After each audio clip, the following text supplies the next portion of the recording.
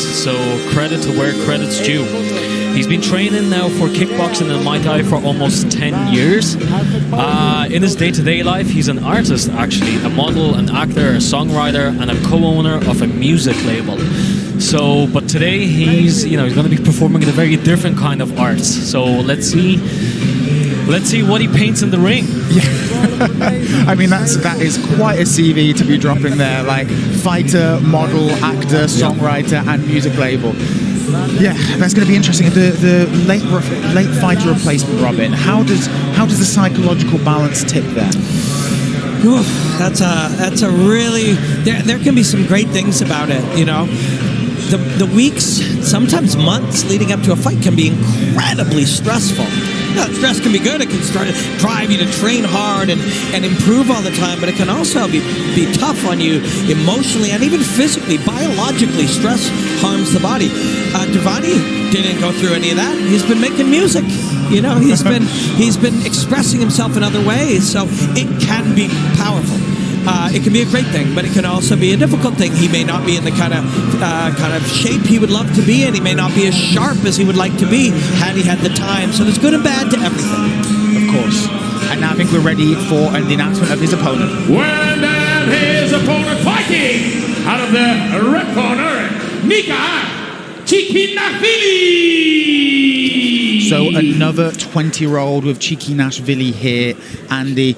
Just give a little background. Tell us a little story about how he's going to attempt to take this fight. Well, Nika, first and foremost, this is the classic story of a troubled kid who loved to fight, had got into a lot of street fights as a teen. His friends got him into kickboxing to keep him out of trouble, and he really took a shine to it. After a while, he began training some jiu-jitsu, and after falling in love with grappling, he made the switch to MMA. And here's another fighter who's absolutely obsessed with it. All he does is studies and trains, nothing else. As he put it, he prioritizes his athlete life over personal and social life. I like that. Completely dedicated to the sport. He's a white belt in jiu-jitsu, but he's a pretty decent grappler, actually. He has 4 gold medals in some regional grappling tournaments around Amsterdam, and he holds 2 wins as an amateur in MMA so far. So a little bit more experience than Holband when it comes to amateur MMA fights, Andy. Yeah. Exactly. Now, I've actually went back and watched some of his previous fights, and they do not go the distance, I can tell you that. Like, he's a very explosive fighter, loves to throw big overhand rights, and shoots for takedowns as well. I love his choice of music. Anything choral like that intense, intense, but in strange balance between calmness and intensity, and that is what you're looking for as a fighter, especially if you're somebody very emotional, something that centers you. And now we go over for the main fight announcement. Well, the man fighting out of the blue corner from the Netherlands and Suriname stands in at 188 centimeters tall, 82.9 kilograms, ladies and gentlemen, the Panther God, Devani Holband! The Panther God? I know what I like it. When his opponent in the red corner from the Netherlands stands in at 182 centimeters tall, 82.5 kilograms, Nika Chikinashvili! Listen to that crowd go wild. He's got some good Chikinashvili has some big support tonight. Referees, Mr. Niels Buurske. Andy mentioned Chikinashvili used to fight a lot as a kid. We take a look. I mean, a lot of the time you look at these, there's a height difference here, for sure.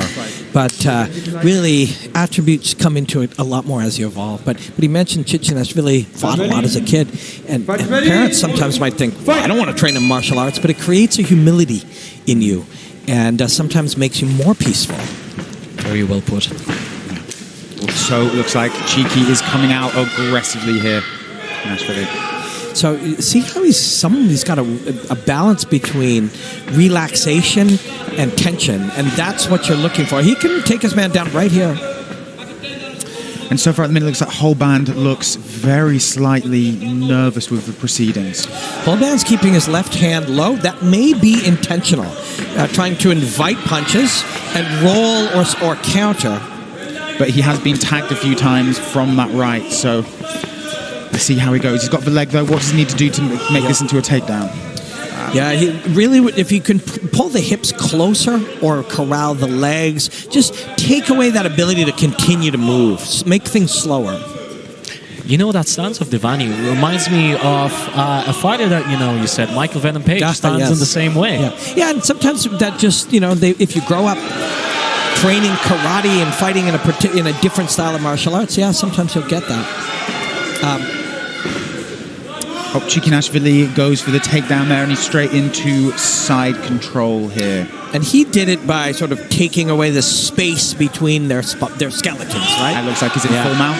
Yep, this is going to be a violent spot. Now, no elbows, I don't believe in amateur here, so we're going to use only fists from this position. It's going to be a question of the whole band showing the referee something here, otherwise it's going to be called in not too long. Yeah, and you have to advance your position. You can't take a minute and 24 seconds of punches here. You have to bring his chest back towards you, or this fight will end in the next 10 or 15 seconds. Yeah, I don't see Holband doing much hip movement at the minute, is one way to get out of this. He seems very static. It's a very high mount that Nика has him in as well, preventing him from scooping back, I presume. Yep, so you need to start by pushing him back, move yourself into a better spot. And if he doesn't do that soon, the referee will stop this fight. And there we go. There you go. As you called it. Yeah. What's the end of this fight? Yeah. Very, very brutally efficient win from Chikinashvili. Great description. Great description. Brutally efficient, great description.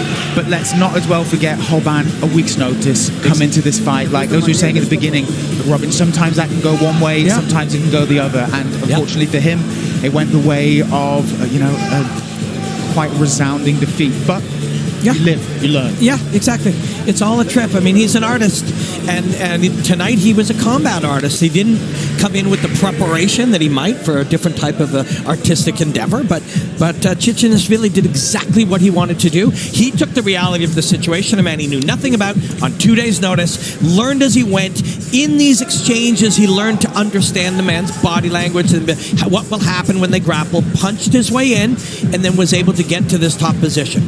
Once there, he pushed himself up high up under the armpits, and Holband had to push his hips down or grab the neck and the spine and pull him close.